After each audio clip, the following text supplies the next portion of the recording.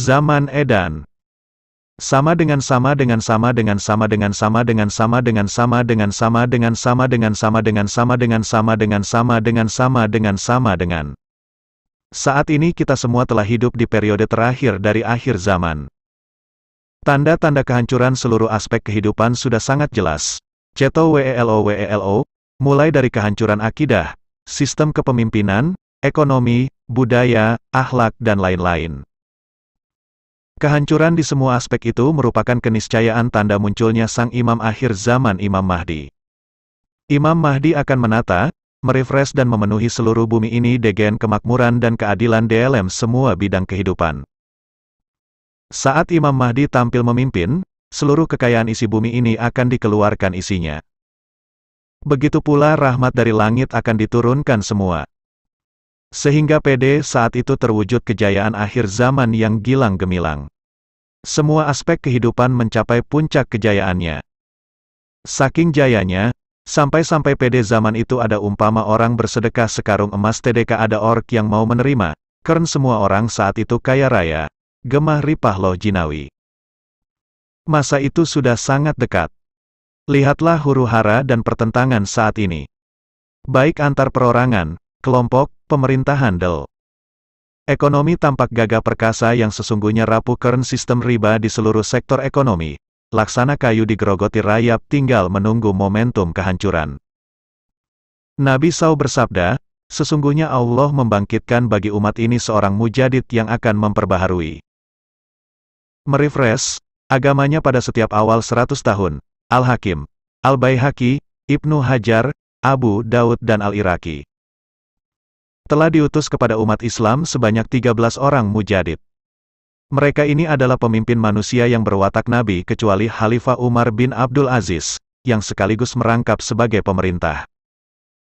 Tetapi di antara mereka ini, tidak seorang pun yang dapat kita katakan sebagai ketua mujadid, dan tidak ada seorang pun yang melantik atau mengistihharkan, mempopulerkan mana-mana antara mereka itu sebagai ketua mujadid. Oleh karena itu, ketua mujadid itu adalah seorang yang paling awal disebutnya tetapi paling akhir keluarnya. Dan dilantik sebagai mujadid, seperti halnya penghulu para rasul adalah yang terawal disebutnya tetapi yang terakhir keluarnya di kalangan mereka. Ketua mujadid ini adalah seorang yang sangat istimewa, seperti juga halnya Nabi Muhammad SAW adalah rasul yang sangat istimewa.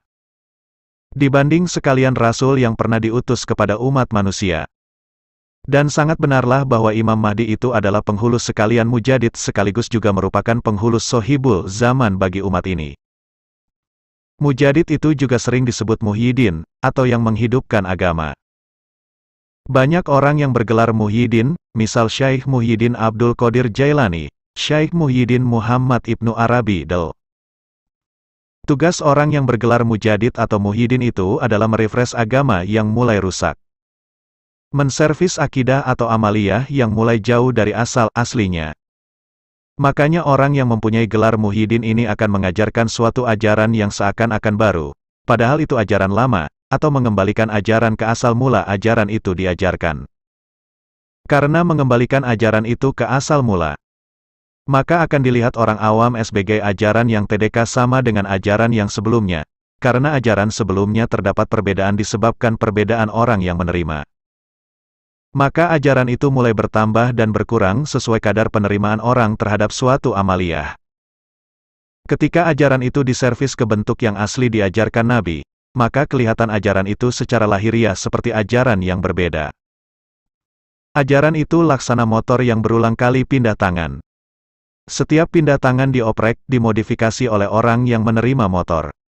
Diganti knalpot, roda, stangdel, maka ketika dikembalikan kepada onderdil asli dari pabrikan, orang menyangka itu bukan motor yang sebelumnya, dan dianggap salah, padahal sejatinya oprekan, modifikasi itu yang salah. Menghadapi periode terakhir dari akhir zaman sikap kita yang terbaik adalah 1.